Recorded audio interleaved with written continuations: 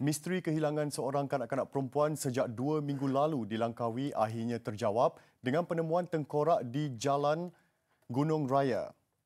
Mangsa Nur Aisyah Abdullah, 3 tahun dipercayai dibunuh sebelum mayatnya dibuang ke gaung di jalan berkenaan. Kanak-kanak sebelum ini dilaporkan hilang ketika dijaga pasangan suami isteri di Quarters Hospital Langkawi.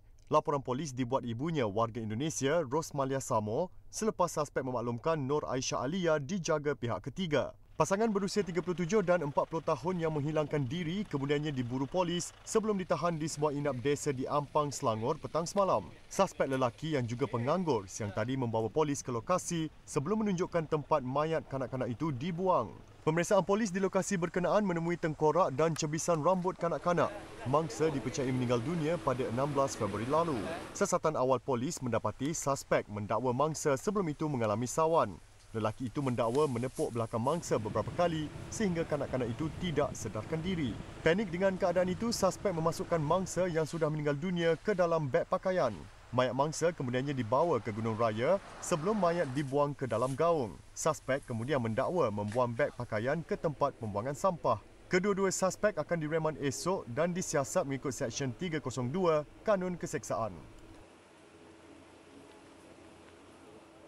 Mayat kanak-kanak Nur Aisyah Aliyah Abdullah yang ditemui dalam keadaan reput menyebabkannya sukar untuk dikenal pasti. Justru itu, ujian asid deoksiribonukleik DNA perlu dilaksanakan bagi mengesahkan identiti mangsa. Untuk perkembangan lanjut mengenai siasatan kes ini, kita bersama Kumaran Rajamoni langsung dari IPD Langkawi. Kumaran, boleh berikan gambaran kejadian dan perkembangan siasatan kes di sana? Ya, Faye, kejam, zalim, tidak berperi kemanusiaan. Mungkin itu adalah gambaran paling tepat kepada apa yang telah terjadi hari ini.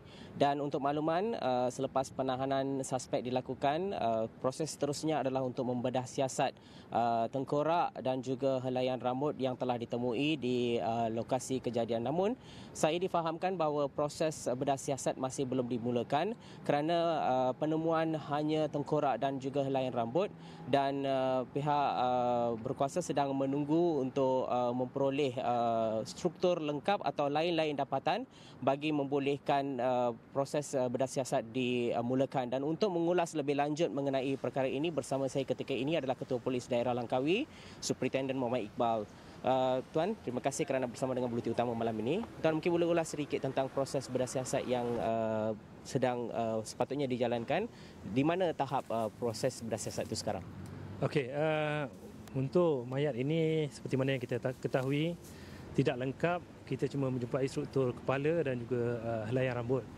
Kita dah hantar struktur ini kepada pihak hospital dan mereka sekarang tengah mengumpul pakar lah untuk tengok bahagian gigi dan juga tulang.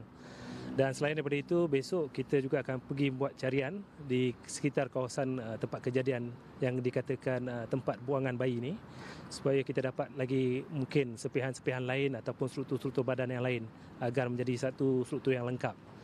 Jadi apa yang saya boleh katakan tadi pagi selepas pada siasatan dijalankan, suspek menunjuk tempat pembuangan yang dikatakan di tempat membuang bayi tersebut. Dan selepas daripada bantuan daripada pihak forensik dan juga K9, kita menjumpai serpihan bahagian kepala dan juga rambut menyerupai milik kanak-kanak lah, iaitu kecil.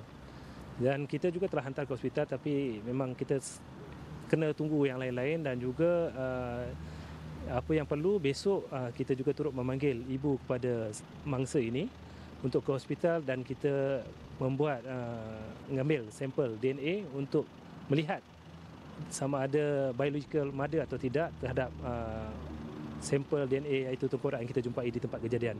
Setakat ini itu saja dan selain daripada itu, selain daripada tempat pembuangan, suspek juga membawa kami ke tempat pembuangan sampah iaitu dikatakan beg yang dibuang lah, dia isi mayat tu dalam beg tu dan selepas dia buang bayi tu, kanak-kanak tu, beg tu dibuang di satu tempat di tong sampah di Bayas dan kita cuba membuat carian tapi tak berjaya. Menangkan mungkin lapses yang lama panjang dan pihak kontraktor vendor dah ambil. Dan selain daripada itu, kita juga pergi membawa kedua-dua suspek ini ke tempat kejadian iaitu tempat rumah, quarters di Hospital Sultanah Maliha ini. Dan pihak forensik juga ada membuat beberapa rampasan, antaranya toto yang kita percayai ada darah lah, titisan darah.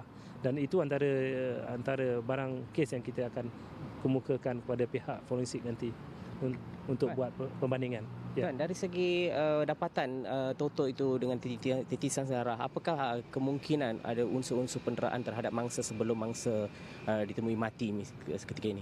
Okey, untuk pihak polis kita pun tak menolak kemungkinan memang ada unsur penderaan yang berterusan, memandangkan tadi kita juga telah temui saksi-saksi jiran-jiran di rumah, sekitar rumah bangsa tu, dan mereka mengatakan sering mendengar kanak-kanak menangis, umpama seperti kena pukul, menangis dalam jangka masa yang panjang, menjerit, berteriak. Sebab kita, seperti mana kita tahu, kalau kita pun dapat rasakan kanak-kanak tu tangisan yang macam mana, kalau sama ada dipukul ataupun tangisan biasa, normal. Jadi kebanyakan jiran yang kita temui itu mereka mengatakan umpama dipukul lah.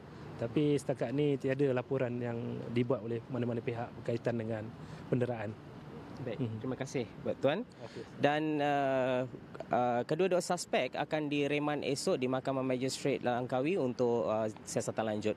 Saya kira itu dahulu perkembangan langsung dari Langkawi, kembali ke Sri Pentas.